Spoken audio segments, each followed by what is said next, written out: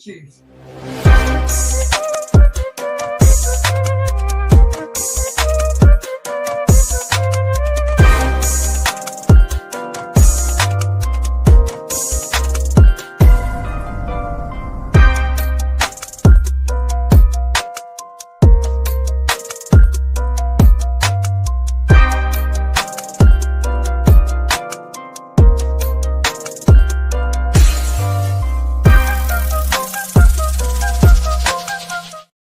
Roppstar gang, what up? What up? Appreciate everyone joining the live stream. Welcome to the channel, ladies and gentlemen. Welcome to the Roppstar report. Hold on, I'm trying to put up my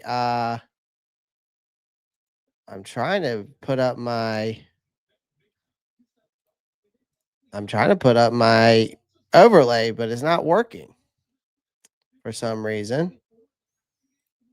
Let's see if it does it this time. It's been weird lately.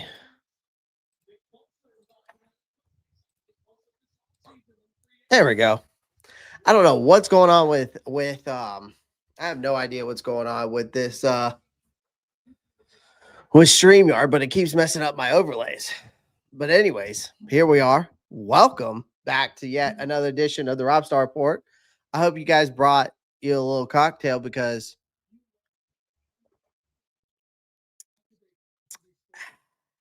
Yep, that tastes good. That tastes like a W.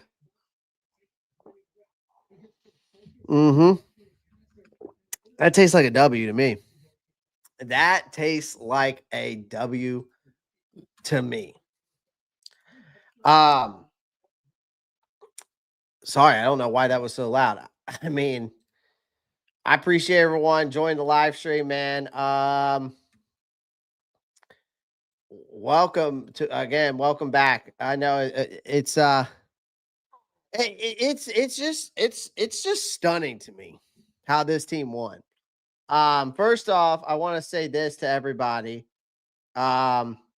This is one thing I want to say to everybody. I want everybody to hear this loud and clear, okay? Yeah, that's what that's all I want you to hear. Well, just one more time for the people in the back, maybe they didn't hear. Yeah. I'm just didn't know if any of y'all heard that correctly or not. Maybe one more time. Here, I'll make sure the mic is closer so you can hear it. I'll make sure you can hear it better. There you go. Yeah. Yep. Keep pounding, bitch. That just says it all right there, man. Keep pounding, bitch. Keep pounding, bitch. Chad Ocho Cinco said it best, that's for sure. But what a win, man. Let's dive into this. Let's get into it. That's enough of the antics, the shenanigans. You came here to, you came here to talk about this game, not hear me with my shenanigans. That's all. I know that. I know that.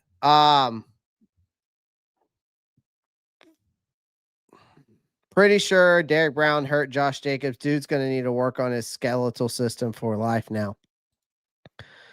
I mean, it's part of the game, man. Part of the game. Part of the game. Football's not a sport for, soft people. That's all I got to say. It's not for soft people. All right, let's get into it, man. I'm just gonna say this, and I'm gonna start off by saying this. Against all odds, which that's what it was. Against all odds, man. With everyone doubting us, even myself, I did not pick this team to win. I'm coming in front of the congregation, like I said. I was not one of the guys that said, hey, this team's going to win this football game. Did I think that Carolina could keep it close? Did I think that Carolina had a chance in this game? Absolutely. I absolutely did.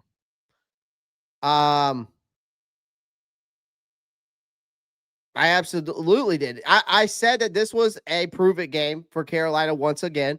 And I also said down the stretch with this schedule, this is one of you need to win at least 2 of these games to that you're not supposed to. And I said the 4 teams that I feel like that Carolina is really not supposed to get a win over when we were looking at the schedule was the Buffalo Bills, was the Green Bay Packers, and is the San Francisco 49ers and the LA Rams. And what did this team do?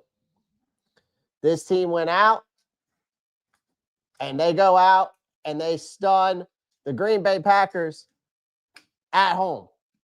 They beat the Green Bay Packers in Lambeau Field. That's the biggest thing. That is the biggest thing. That was the biggest thing for me, at least. Seeing this team do that. And they did it in Lambeau Field.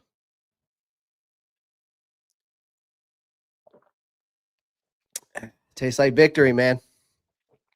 That tastes like a big fat L. That tastes like a big fat W. I mean, sorry. Tab Black with the $10 donation. Appreciate you. Hold on one second. Let me hit you with that.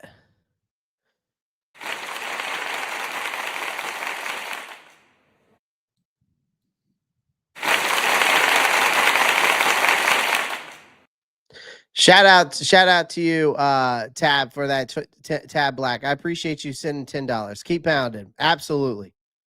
Told you, Clay, we was gonna win. You did. Again, I'm coming in front of the congregation, like I said, and said that I was wrong. This team proved me wrong. But again, this is a team, man, that walked into Lambeau Field and punched one of the NFL's top teams in the mouth, right? And the Panthers, you're sitting at a modest 4-4 record. We were two touchdown underdogs in this game, but then the final whistle blew, and we walked out of this game 16-13 stunner. This might just be the biggest upset of the 2025 NFL season. For a first time in a long damn time, this team doesn't look like it's willing to settle for being an underdog anymore. They fought. They had made some adjustments. They flat out earned this one. But I'm going to give you the full rundown real quick. Let's start with Rico Dowdle. I want to talk about this guy real quick. 25 rushing attempts, 2 touchdowns, 130 rushing yards, averaging 5.2 yards per carry. Okay. So again, them boys way, do you even live in North Carolina? Why does that even fucking matter where I live? What's it to you if I lived in North Carolina or not? Do I need to live in North Carolina to be a Panthers fan? The fuck? God damn, people ask some stupid questions. Rico Dowdle is the lead dog. And this offense knows it. Everybody knows it. Okay. If anyone still has doubts about this Panthers run offense, okay, those doubts are dead and buried. Okay. Rico Dowdle is that guy. I told you this. See, done it. All you Chuba Hubbard lovers told me, Clay, you're wrong. Because when I posted that first video about how Rico Dowdle needs to be the running back one, y'all were like, no, Clay, you're wrong. No, Clay, you're wrong. And I got a bunch of that. I got a bunch of, I was told I was wrong. Okay. And I've been told I was wrong about the Chuba Hubbard. I don't look too wrong now, do I? I hate to say that I told you so. Because we watch Rico Dowdle hit the holes, man. His vision is so far better. His explosiveness is so far better. See, the difference between Rico Dowdle is he runs in between the tackles. He's not scared to get hit. Chuba Hubbard's a patient runner. He tries to find the run lanes. Sometimes Rico Dowdle just makes his own. You know, Rico Dowdle just makes his own. Right. And we heard Dave Canales all week long, guys, hinting during the week that Dowdle might see an expanded role. And sure he did. And he most definitely did. And that came so true. While even playing through a few nagging bumps and bruises, I thought he tore his groin at one point because he was the holding on the inside of his leg. Okay. Now we've got Bills fans in here because they beat us 40-9. Hey, it's jacked. It's also the score was 40-9, not 50-6. So at least get that right if you're going to talk shit. But I could care less about the Bills, to be honest with you. I could care less. I could care less. We just beat the Green Bay Packers and we weren't even supposed to. That's why I don't care. This is, and I said it before, man, this team is a true meaning of itself, as in Dr. Jekyll, Mr. Hyde. Carolina will either win games by 3 points or a touchdown, or they're going to get blown out. There is no in between this team right now. Okay. But again, 25 carries, 130 yards with Rico Dowdle, 2 touchdowns on the day, including several. Again, he had several bruising runs against the Packers in this game. And this Packers defensive line looked helpless, man. This Packers defensive line looked helpless. And we got to remember this too, guys. We're not giving some context here, man. We're not giving enough context with Rico Dowdle in this offensive line. We're talking about our whole right side of the offensive line, from basically right tackle to center. None of our starters are in there. We've got our third string right guard in because Chandler Zavala got knocked out in this game. You got Josh Nijman stepping in, right? You got Josh Nijman stepping in. Okay.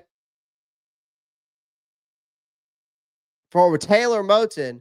And you got Austin Corbett, who I think actually might have played his best game under center, stepping in for Cade Mays. Now, once Cade Mays comes back, I don't think that's going to change. I think Cade Mays will go back to center, and they'll probably move Corbett to right guard.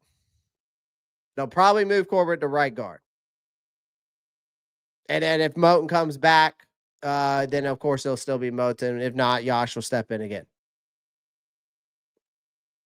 But we got to add some context there.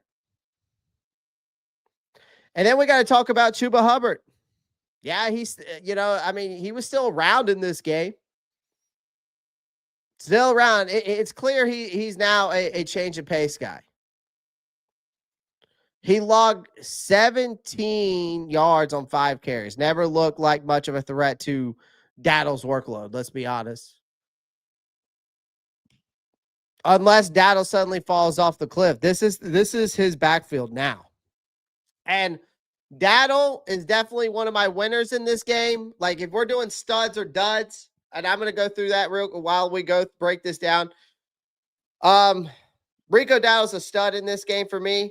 As for Chuba Hubbard, he's definitely a dud in this game for me. But yeah, if we're gonna let's dive a little bit more into Chuba Hubbard real quick. Let's talk about Chuba real quick. 5 rushing attempts, 17 yards, 3.4 yards per carry. I'm going to be honest with you guys. I think the writing's been on the wall for weeks for Chuba Hubbard. If you've been paying attention at all, this didn't come out of nowhere. Like, head coach Dave Canales made it clear during the week that things were changing in the backfield. Chuba Hubbard had his chance to reclaim the running back one spot after returning from injury. So I'm going to be fair with you guys. Right now. Like, the brutal truth is he's getting outplayed, and it's bad. Rico Dowdle came in flat out, stole the show. He has been. His vision, his burst, his physicality has just been on a whole different level. Okay. While Hubbard looked hesitant and a step slow since coming back from that calf strain, Dowdle looked like a damn freight train. So when Canales announced that this rotation was over, the Dowdle was taking the lead role in one, and no one in that building, including Hubbard himself, was surprised. Right? There's no surprise. Now, Dowdle's breakout has made it official. Like, his performance against Green Bay did not just validate Canales' decision to lock it in. Again, I don't know what's going on with Rico Dowdle. I think he has a vendetta, or he's got something to prove because the way he's running. But even when he took some big hits and had to sit out briefly, he came back in swinging even harder. 25 carries again, 130 yards, 2 touchdowns. He sliced up the Packers defense. He set the tone for the entire offense. And every time the Panthers needed a spark, this guy delivered. Bears fans are coming in saying thank you. You're welcome, Bears fans.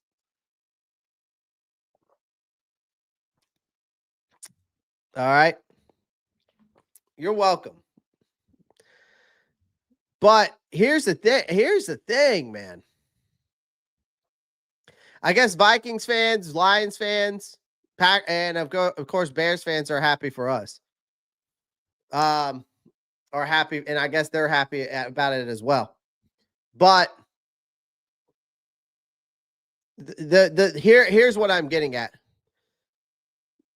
With Chuba Hubbard, the business side of things does make this more complicated with how Rico Dowdle has emerged. I will say. Shout out to everybody on TikTok. We've got 34 people watching and only 86 likes. I would appreciate it if you just punch my face as hard as you can. So make sure you tap the screen over here on the TikTok. I've never had this many people in my live stream before. It's kind of cool. Shout out to everybody on YouTube and X. We've got over 50 people watching on the YouTube. We've got over 60 people watching on X. We've got over 41 people watching on Twitch. Shout out to you guys. What's up, Clay? We got the dub. I told you, bro. Let's go. Ken 88, what's good? T Cole, what's good? T Thompson's in here. Broski Bear, what's good? Trizzy, what's good? Eric Blair's in here. Bees Knees is in here. Mikey Keeger is in here. Zach Taylor, Kyle. Tab Black, I already shout out to her. T Green. Isaac Irvin. Calmbred. Luke. Old school Panthers fan.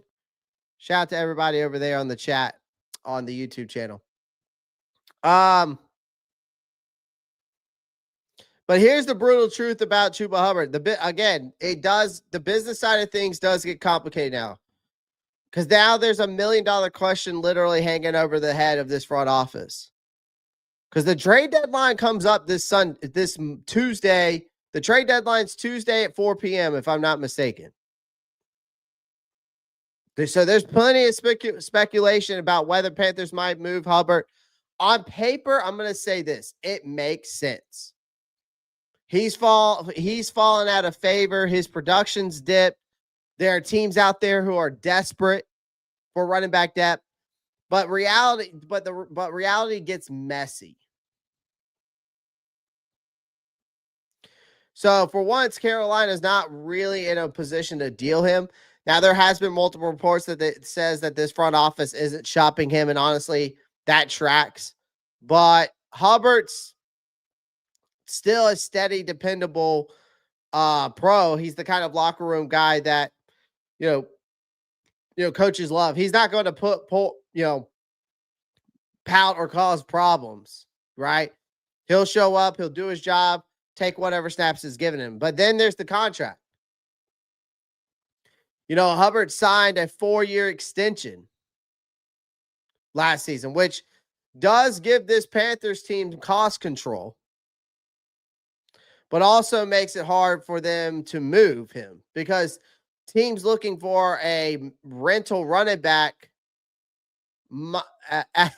at this kind of moment, and that takes a lot of commitment, especially given his recent dip in explosiveness. So even if there's interest out there, it does get complicated. And I think what will happen is they'll probably ride things out. But the reality then becomes Chuba Hubbard's just now a backup. He's now a backup. And that's what he'll be. He'll just be a backup. And, you know, he's no longer the guy. I mean, Dowdle just has taken over. The results speak for themselves. The offense runs better. The offensive line plays better. You know, there's more confidence. The whole unit just looks way more balanced when he's getting the bulk of the carries. Right? So it leaves Hubbard in a weird spot for sure. It's not quite expendable, but not essentially but it's not essential either. Like he's now the change of pace back. That's what he is. He is now the change of pace back, a secondary option in a run game. That's clearly, like I said, is going to lean on Rico Dowdle style. And I told y'all guys that this was going to happen. Now you got to think about it. Well, if Jonathan Brooks comes back from injury later this year, or even next, or looking anything like his college self at all, Hubbard's path to playing time gets even a little bit murkier. It gets a little even murkier. It's not hard to see this could end with him buried under the depth chart next year. That's not a knock on him personally. It's just the reality of the situation in the NFL. But the big picture here is it's easy to look at this story as a sad story.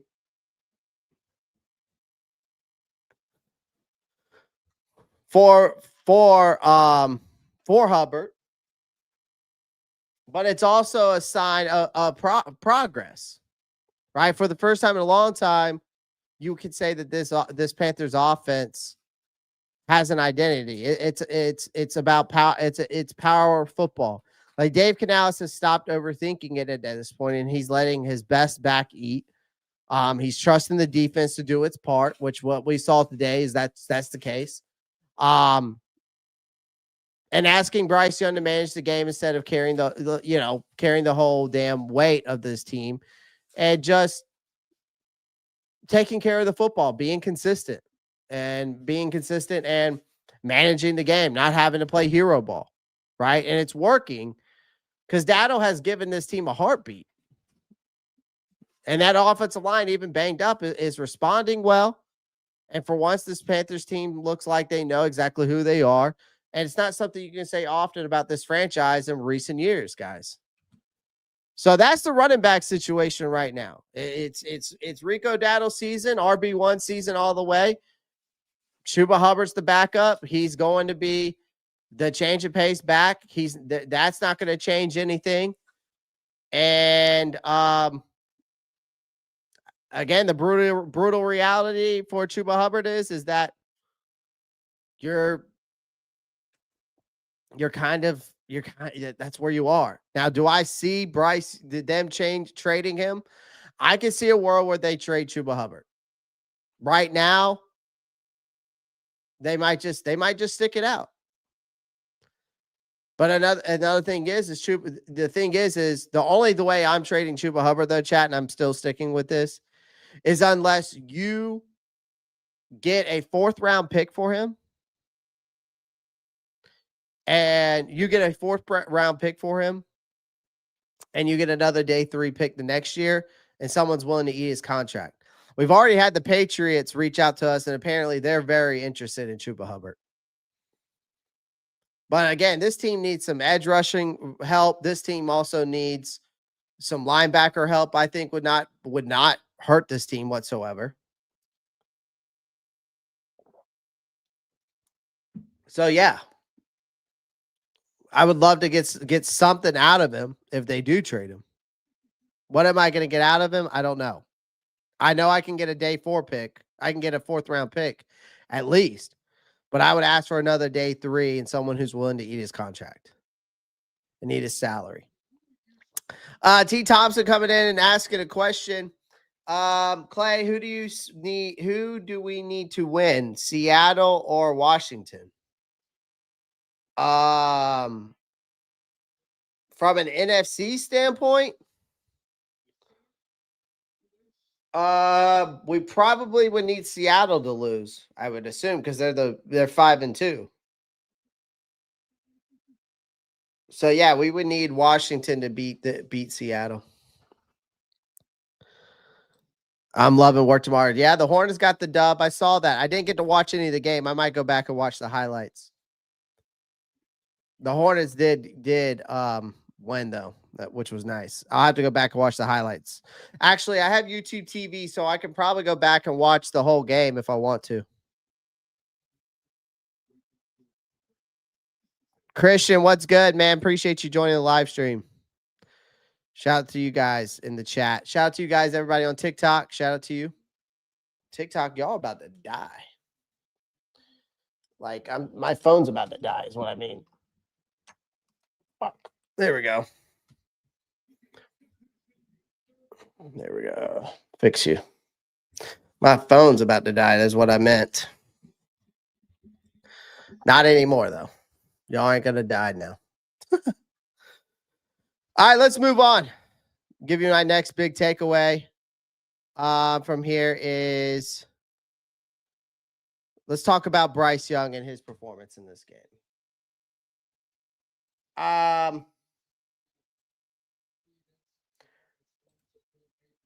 We've got over 50 people watching. All right, we got to get those likes up, chat. We've got 40 likes over here. We've got 40 likes over here, 52 people watching. Y'all are slacking over here on the YouTube channel. Y'all are slacking. 13 of you are slacking. Get those likes up, chat. Let's talk about Bryce Young real quick.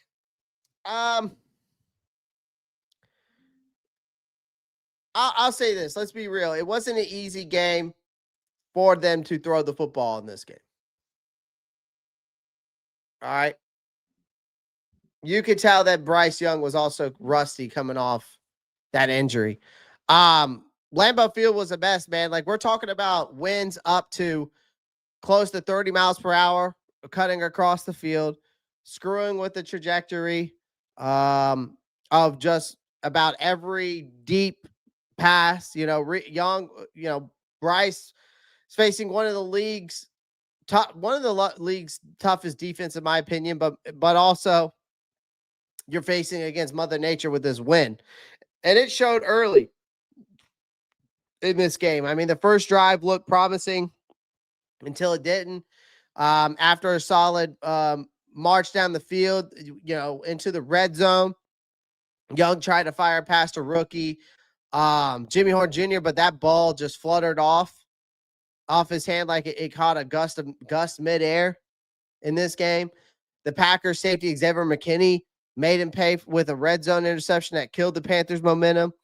So to his credit, you're basically settled in after, Bryce Young did end up settling in after that. He started to leaning on short intermediate throws.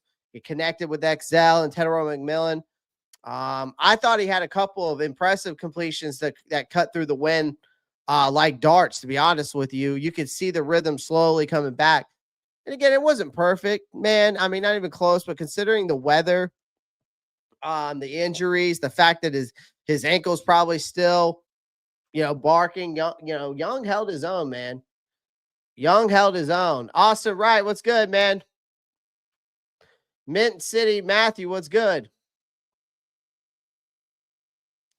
Clay, if the Panthers are on a winning streak, NFL flexes our 1 p.m. What team time should it be? I'd love to do a Sunday night football matchup, man. T Thompson comes in and says, "What you think about our backup O line?" I'll talk about it more here in a minute. T Thompson.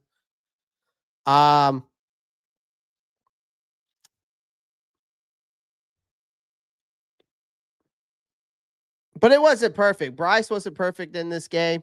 I'll say that. Earl Locklear, what's good, man? Appreciate you joining the live stream over here on the YouTube channel. It wasn't perfect. Not even close. Not even close, chat. But considering the weather, the injuries, the fact that his ankle was still probably bothering him a little bit. He held his own. I thought that Bryce did a very good job at clock control, and he kept his composure in this game. And I think that's kind of been his sneaky best weapon this season. That's one thing you can say about Bryce is that he's pretty calm, right? He's pretty calm for the most part. We knew I think this team knew, you know what I mean? The best way to beat the Packers was just to keep Jordan Love and that offense off the damn field as long as possible, which meant Young had to control the tempo, milk the clock, make, smart decisions. And he did exactly that. Like the play calls, Earl, happy birthday, man. Shout out to Earl. He goes, Clay, we got to win for my birthday today. Today is a good day, homie.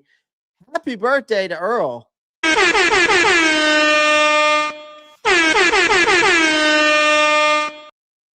Shout out to Earl. Happy birthday. Everybody wish Earl happy birthday in the chat.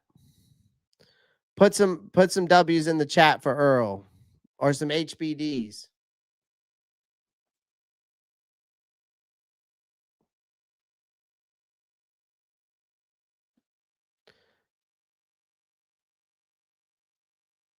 So, yeah.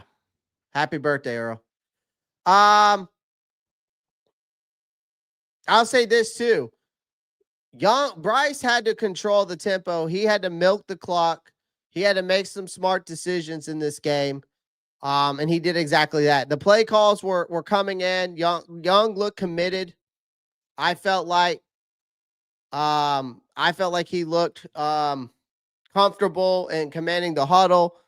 He was reading the defense. He was making the adjustments to the protections. Even audible at the line a few times when Green Bay tried to disguise the pressure. It was kind of subtle, but that's the kind of maturity coaches love to see in a quarterback, right? They limited Green Bay to me, in all honesty, just to 3 in the first half drives. Which again, we're talking about a Green Bay offense that's been averaging 27 points a game. So that's huge from a defensive standpoint, holding them to 3. Again, Rico Dowdle's monster game definitely carried most of the load than what Bryce did. I'm going to say that, but Young does deserve some credit when he set the pace, keeping everyone composed. Right? That kind of quiet control showed up on the stat sheet, but it's how, it doesn't show up on the stat sheet, that kind of control. But it's how you win in these ugly road games, chat. Okay? All right? Your husband is watching the holiday baking show, Panthers gal. There's nothing wrong with that. Listen, I love me a good holiday baking show. All right? Listen, I'll be honest with you. I love watching those shows. Okay? There's nothing wrong with a man watching those baking shows, okay? I love those shows. All right? I love those shows.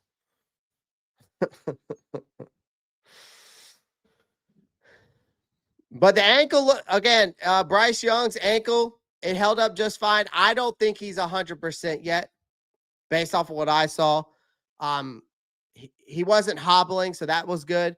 But he stepped up confidently in the pocket. He planted hard on his throws, even scrambled a couple of times when the pocket collapsed. His short area quickness was there, right? His mobility looked natural, but this was the first real test for that ankle in this game since that injury against the Jets. Okay. And he passed it. So no visible lipping. I think there's probably definitely some stiffness, probably a little bit of hesitations there, but you can tell he's not 100%. All right. This coaching staff clearly handled his recovery the right way by sitting him last week, even if it meant watching Andy Dalton and watching that offense implode against the Buffalo Bills. But in a game where the weather, defensive pressure forced him to improvise, Young's mobility was one of the few constants, and honestly, that's a damn good sign. Again, it wasn't pretty, but Bryce did enough when it mattered. That's what I'm going to say about Bryce. Like, he did enough when it mattered. We were 13.5-point underdogs on the road, brutal conditions against a Super Bowl winning Super Bowl contender. Nobody, and I mean nobody, expected them to be in this game this late, let alone win it. And I told y'all I'm coming in front of the congregation. I said I didn't think that this team could win. That I didn't think that this team could beat the Buffalo Bills. All right, no, the Green Bay Packers. Sorry. I didn't think they could. And every time I pick against them, they win. And every time I pick them to win, they lose. So, it's like, again, it's the Dr. Jekyll, Mr. Hyde thing that I keep talking about. Again, this team either wins by a close margin or they get blown out. There's just no in between. Okay, you don't know what you're getting out of this Panthers team. They're so unpredictable right now.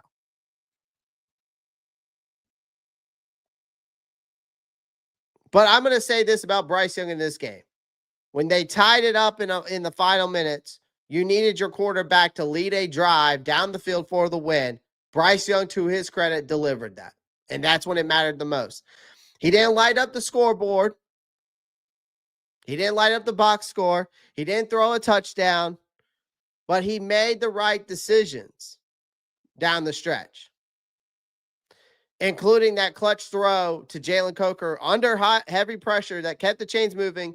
It set up the rookie, set up Ryan Fitzgerald, the rookie, for a walk-off field goal. That's the thing about Bryce right now is that he's not dazzling people with his stats, but he's quietly building a reputation for coming through late. It's messy, it's frustrating, it's imperfect, but it is progress. It is progress. So I got to give Bryce his credit to where his credit's due. It was a test of patience. It was a test of toughness and composure, and he passed it. That's what he did. Kendall comes in and says it wasn't a comeback win. We stood toe-to-toe from the beginning to end. Absolutely.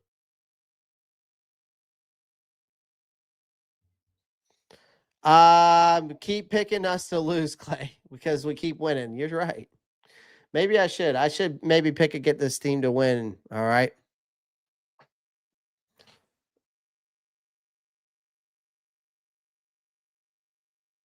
We didn't lose. What team? Who's saying that the team we lost to a trash team?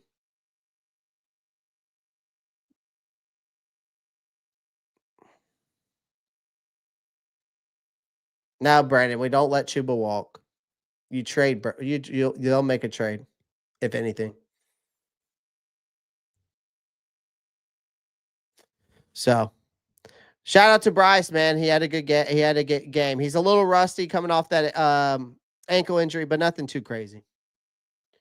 Nothing too crazy. All right, let's go back real quick. I want to talk about this defense. I want to harp on this defense real quick, man. Let's go look at the defensive stats real quick for the Panthers. Only one sack in this game. We had 4 tackles for a loss. We had 4 PDs. We had 6 quarterback hits. Christian Roseboom had 15 total tackles, 7 solo. You got Trevor Wallace with 9 and 6. Tershawn Wharton had a hell of a game. 7 total tackles, 2 solo, 1 sack, 1 tackle for a loss. Again, this defense woke up in this game. I mean, we were getting absolutely, after we got steamrolled last week, okay? The Buffalo Bills, after we got steamrolled by the Buffalo Bills last week, okay? Allowing 40 points over 20 rushing yards. Over 200 rushing yards. Sorry, not 22, over 200 rushing yards. This defense flipped the script in this game. They came out hungry. I felt like they came out aggressive. For the most part, well disciplined. They forced 2 turnovers, held the Packers to just 1 touchdown and 5 red zone trips. They came up with a major stop after stop when the game was on the line. Everybody contributed, man. Like I said, Trevor Wallace continued to be the steady riser, I think, in that linebacker room. He's making smart plays against both the run and the pass. Tre'von Moehrig was flipping around like a missile, breaking up plays all over the field, had an interception. J.C. Horn was on lockdown mode for the most part, had some key tackles, a few clutch pass breakups, in my opinion, and had zero fear of matching up against Green Bay's top receivers, of course. Tucker Kraft, let's get some talk on that. What about him? He got injured. What else is there to talk about?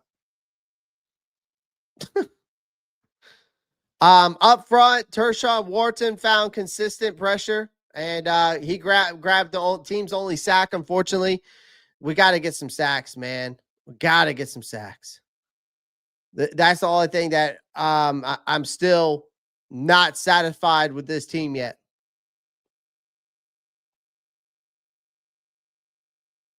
Right. Nick Squarton looked like he'd been shot out of a cannon all afternoon, even though he wasn't getting home. It's like these guys are getting pressured. They're just not finishing the play. Yeah, Mike should have definitely picked that ball off. Mike Jack should have picked that ball off, and he had full daylight.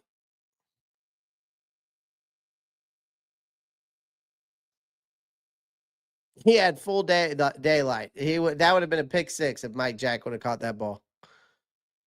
But again, this bend don't break defense that Evero is doing. It showed up today. Again, there's only one thing that I gotta harp on Evero is when these plays are 4th and short, man. Why are we on 4th and short? Please explain to me. Why are like it was like 4th and 3, I think it was, or 4th and 5. It was something like that. 4th and 4, 4th and 5, 4th and 3, whatever. We still, and I don't get it, have our corners 10 yards off the ball. I don't get it. But listen, I'm going to give Evero his credit where its credit is due. His unit looked broken last week. They come in. He rallied these guys around, got them playing smart, got them playing faster, mean. They'll need every ounce of that energy with the Falcons, 49ers, and the Rams coming up in the next 3 out of the 4 weeks. Next week, we do have the Saints. So that's going to be an interesting one, right? That's going to be an interesting one. That is going to be an interesting one, chat, for sure. Feel like I'm missing some people in here.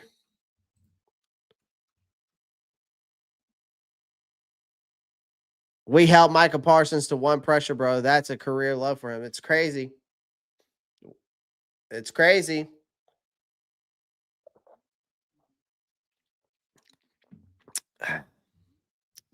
Speaking of Micah Parsons, let's talk about that offensive line that held him to that 1 pressure. We came into this Sunday's game with with our seventh different offensive line combo in 9 games, bro. That's usually a recipe for disaster, but somehow these guys made it work and then some. Like, they gave up just 1 sack on the day for 0 yards. They kept Bryce Young up for most of the third day, which is borderline miraculous, given how chaotic the depth chart has been. Props to Austin Corbett stepping in for Cade Mays. Chandler Zavala coming in. Jake Churin coming in. Right tackle Josh Nishman coming in. All whom were playing through injuries and filling in out of position. Left tackle Ike Ekwonu deserves special mentioning for his work containing Micah Parsons, because he lined up all over the place again. This group had every excuse to crumble, and they didn't. They showed some huge grit and resilience against a good Packers defense. They showed enough nastiness to let Rico Dowdle and Young do their thing. So I've got to give, and they held Micah Parsons to 1 pressure in this game.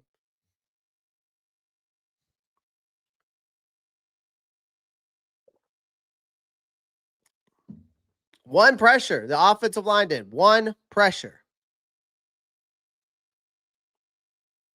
which is just wild. New Orleans Nelly says, congrats on the upset. Pray for us, please. Saints fans, I listen, as a Panthers fan, we feel y'all's pain. We went through. You're going through what we started going through like 6, 7, 8 years ago. We're still going through it. T. Thompson comes in and says, we need to replace DJ Wanham, man. I don't disagree with that. DJ Wanham is a liability on the field, and he doesn't set the edge. He made maybe 1 play in this game. He does us no good in the pass rush. Yeah. What's up, Panthers Mania? Thank you, Panthers. Sincerely, Vikings fan. Jetta comes in. Silence Micah today. Yep. OG Mudbone says, extend Icky. Isaac Heron says we need to trade for Bradley Chubb tomorrow. I would look at trading for Kayvon Thibodeau or Arden Key, because Bradley Chubb's contract is going to be a tough one to take on for this organization. So, yeah. I'm hoping well, the problem is Mickey Loomis owns like 1/3 of the Saints organization. I don't know if you knew that, New Orleans Deli.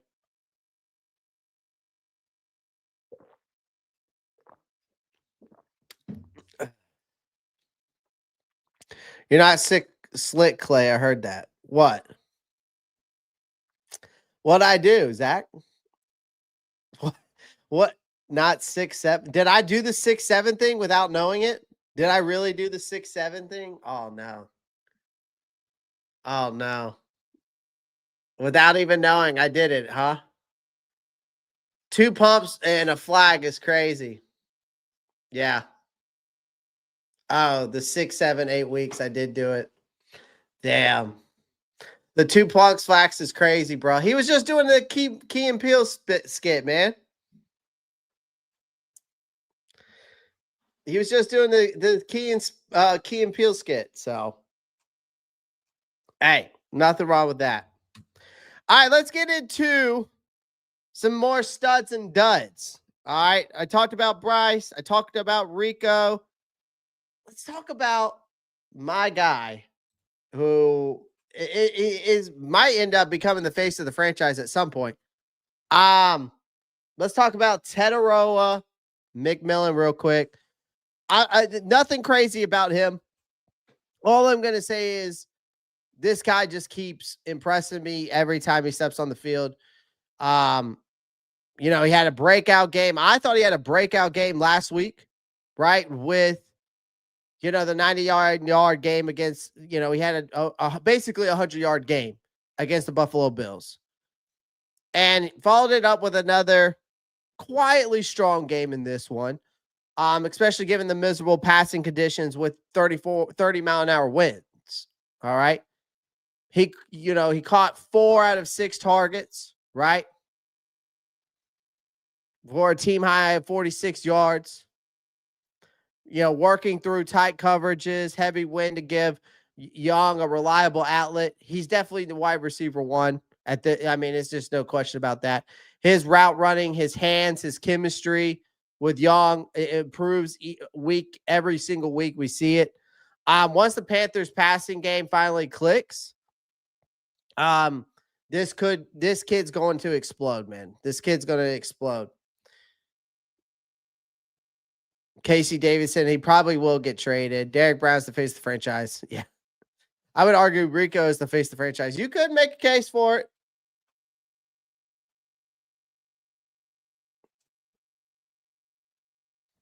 Yeah, nobody's going to take that. The thing is I could see them trading it unless someone's willing to take his salary. So I do have to agree with Kobe Maxwell. I did say that. Someone's going to have to be able to eat some of that salary for us. Traded to the Giants for Thibodeau. The only team I've heard that's really interested in Hubbard as of right now is the Patriots. And that's really it. That's the only team I've heard that's really interested in him. I've also heard maybe the Steelers, but I don't know about that. All right, let me give you another stud of mine in this game. I'm going to give you another stud of the game for us. And then, do I really need to say any more about this guy? This guy is always a stud, has been a stud, and will always be a stud in Derek Brown. If you still don't realize how good Derek Brown is, that's on you. The guy's a damn monster. Stat line, 4 tackles. Doesn't come close to showing how disruptive he is. The stat line doesn't show it. The tape does. He drew back-to-back holding penalties on Green Bay's offensive line. He's clogging rushing lanes. He completely blew up the middle of the Packers offensive line. His sheer presence alone forced Jordan Love into a lot of bad reads. You could see that.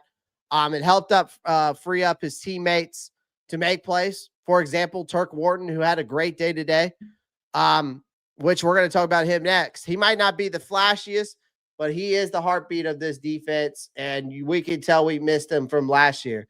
But let's move on to Turk Wharton that benefits from Derek Brown because Wharton doesn't always get the spotlight. He absolutely earned it this week.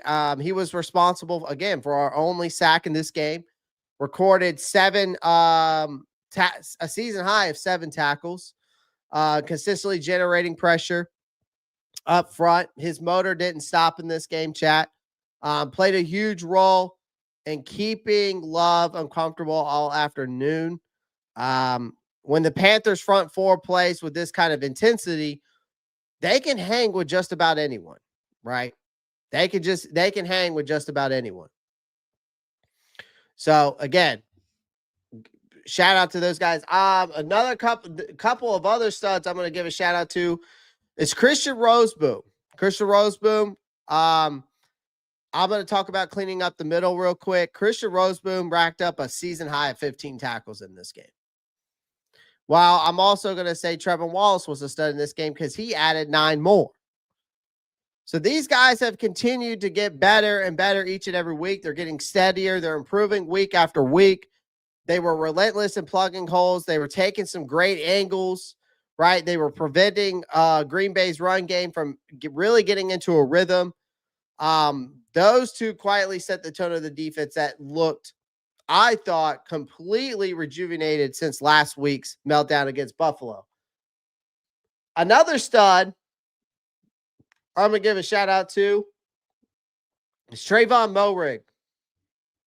I knew Tre'von Moehrig was who he was when he was coming here and we signed him in the offseason. But this was his breakout game for sure. As a Panther. He was everywhere. He snagged his first interception here, broke up 2 passes, delivered a pair of key tackles for losses. But this guy's instincts and the range to getting to the ball, his closing speed, you can just tell how good this guy is. He's just on point, it seems like, at all times. His pick came in at a huge moment, which swung when the Packers were driving. If he keeps playing like this, I think he could become one of the most valuable pieces in this secondary for Ejiro Evro's defense. I really do think that.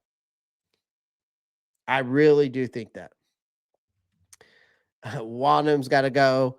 T Green, just keep being consistent. Absolutely. T Top says, I love Nick Scorton. Facts, Clay. I appreciate that. Appreciate that over here on the YouTube channel. Shout out to you guys, man. We got a nice crowd here tonight. Shout out to all you guys, man. Whether you're watching on TikTok, YouTube, X, Twitch. Shout out to all you guys tonight, man. Really appreciate it. Really appreciate you guys coming through. Some good stuff, man. Thoughts on Mike Jack's play? Wasn't bad. I thought he made some good plays out there. He covered some guys pretty well for the most part. We really didn't. He really didn't do too much. It didn't cause any, any penalties like he normally does. That pick in the end zone should have been a pick. He had clear daylight. He would have had a pick 6 if he catches that ball.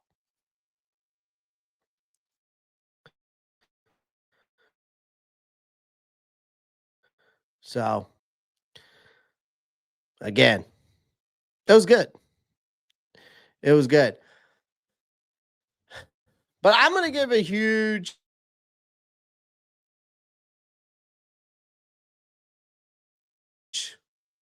to this guy some credit where credit's due, which I don't think he's getting enough credit right now. As in our head coach, Dave Canales. I don't think Dave Canales is getting enough credit. I'm going to be real with you real quick. And nobody, and when I say nobody, thought we were going to beat the Green Bay Packers. But this win might have changed. Go Pack, go. Well, keep pounding, bitch. The win that changed the tone of the season. This was a win that changed the tone of the season for sure. This wasn't some fluky, lucky, bounce back type of win. We earned every bit of this win. Okay, it was gritty, messy, hard-nosed from second to the end of the damn game. All right. We didn't out-talent Green Bay. All right. We didn't out-talent Green Bay. Is Nick Scorton's mom in the chat? She might be. She's commented on a couple of my stuff before. She might be. Let's see. Yep. Rhonda Scorton. Yep. She is. Shout out to Miss Scorton being in here. Thank you for joining.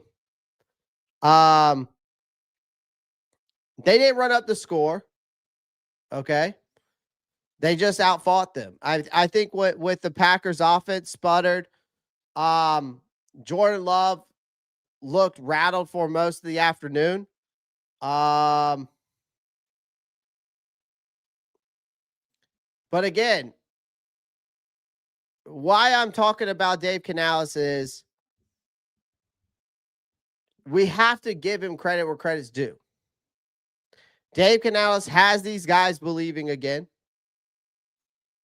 And Dave Canales has completely flipped the script with this team and what it means to play Carolina football. He's taken a broken team and has rebuilt it into something cohesive, disciplined, and fearless. That's what he's done with this team, man. And these guys play behind him. They play hard for him. All right.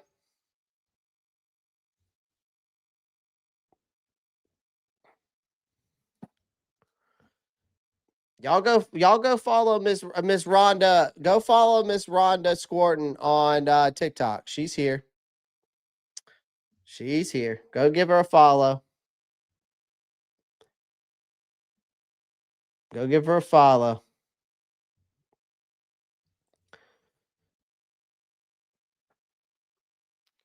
But I'm also going to say this about him too, is that, like I said, he's taken a broken team. He's rebuilt it into something cohesive, disciplined, and fearless.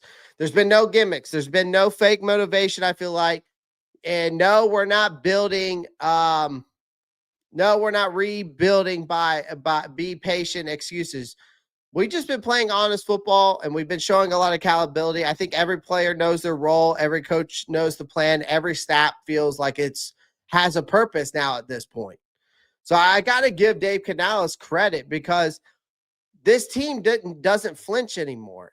Even when they're facing elite teams, even when half of our starters on the offensive line are in the training room, there's no panic. They just keep grinding.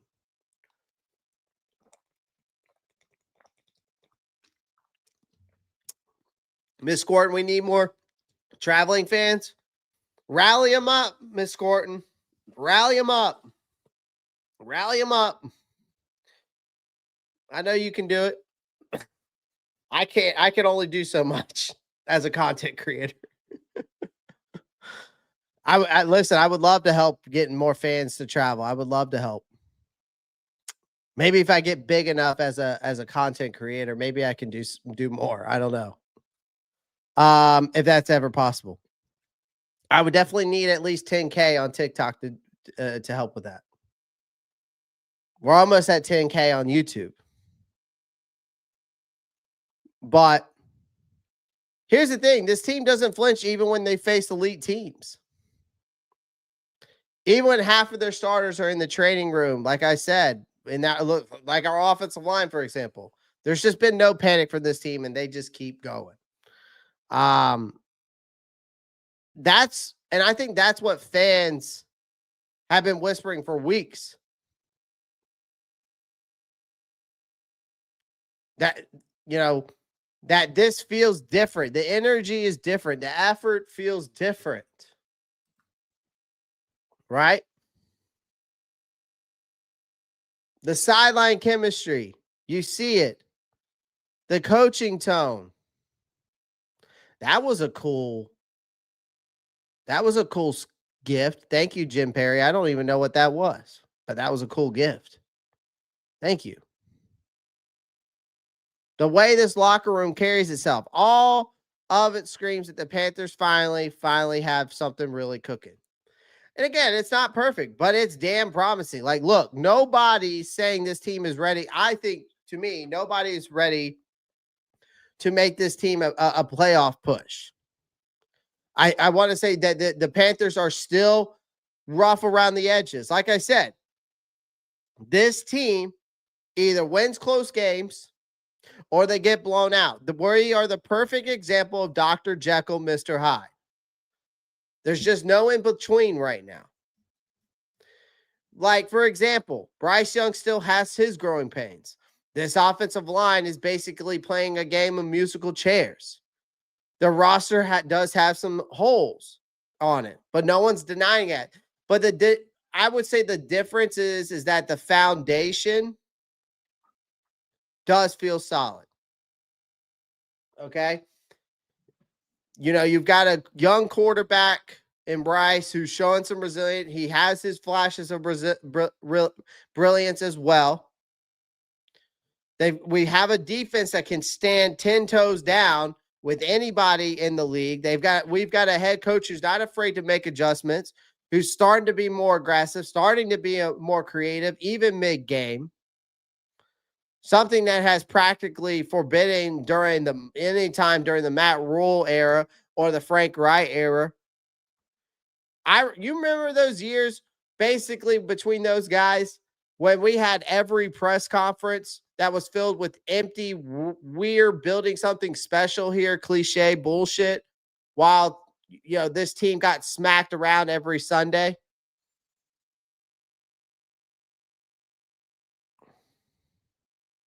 Yeah, this ain't that. Canales isn't. I don't think Canales is now selling any false hope. I think he's showing some actual progress. His team plays like it believes in something bigger than just surviving this season, right? And for the first time, and I feel like a long time, I can say we can actually see that. I think everyone is pulling in this. And here's the thing: everyone's pulling in the same direction. Like, that may be the most impressive thing here. They have unity here. They are an absolute unit. They are all together in this.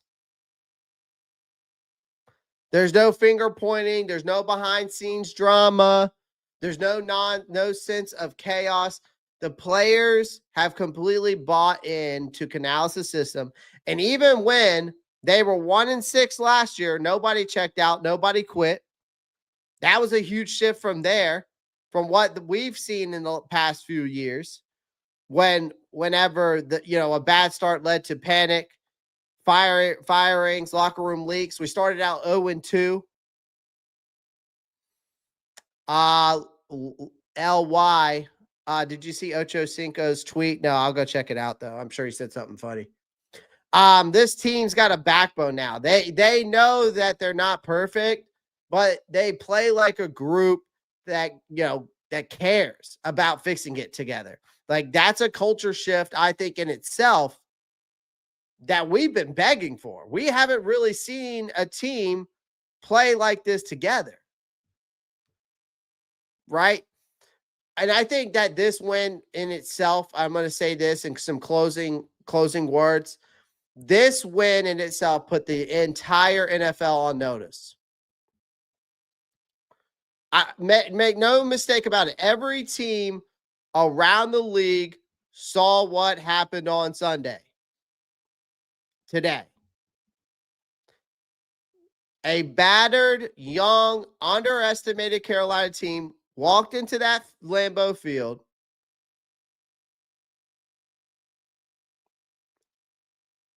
and a place where teams basically go to die. They beat the supposed NFC powerhouse straight up in the Green Bay Packers.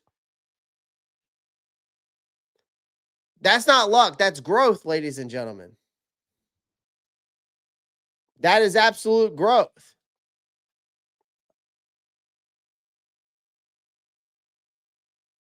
That's growth. It was that kind of win, in my opinion, that turns heads in the locker rooms across the league. That's the kind that makes coaches circle the Panthers on their schedule with a little bit more caution. That's the kind of win that tells fans that this team is no longer the easy W anymore.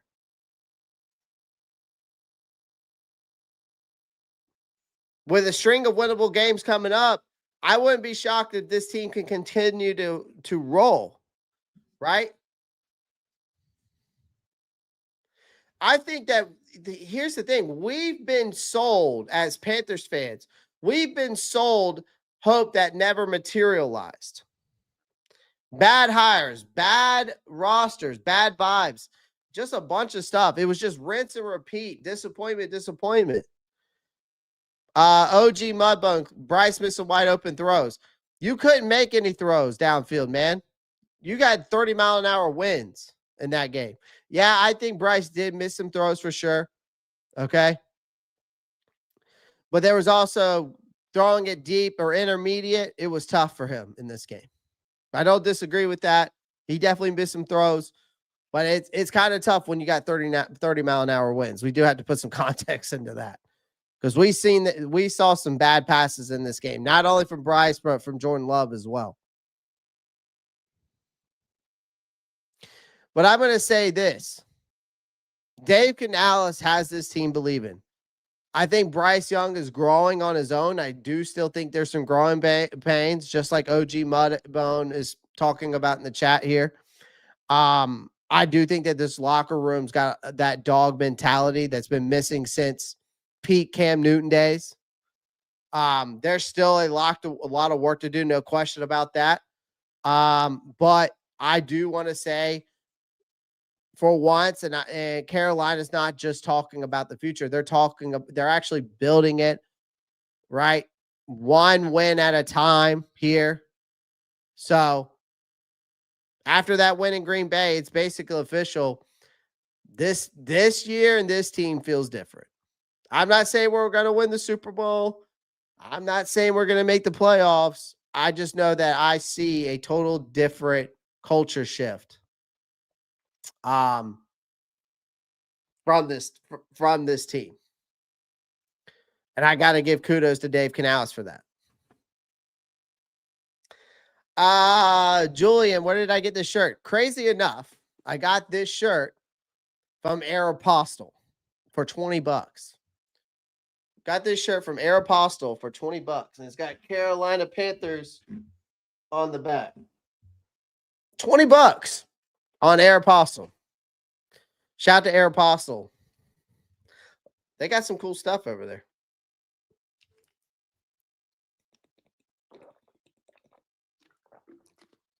We need a trophy here in Charlotte. We do. We definitely do. Don't know if it's going to, how soon that's going to happen. Hopefully at some point it does in my lifetime. I think it was possible for us to go 7-4 before the 49ers game. We'll break down the schedule tomorrow night. I'm going to go through that schedule. We'll break down that schedule tomorrow night, the next couple games. And because it is going to be crucial going down the stretch. Call me crazy, but I think we might make the playoffs. Well, hey, you got to think about it this way, guys. You got to think about it this way. We had the same amount of wins already in 9 games that we had last year. Just put that in perspective. Shout out to Chuba Hubbard scooping that fumble up. Absolutely. That was huge. San Francisco game is winnable. Mason K says. T Green, it's over for Washington. Yeah, Washington's getting cooked right now. I'm Zaris. Keep pounded, bitch. That's what I'm gonna say. I'm gonna say it. I don't know if I can say just keep pounding anymore, just because of what Chad Ochocinco said, how he said it. Actually, we can play that right now. That background is fire. This is at my office. The background you're seeing is my office. I'm going to add more stuff to it. But in the words, to finish this show off tonight, of Chad Ochocinco, who I love, who I admire very dearly.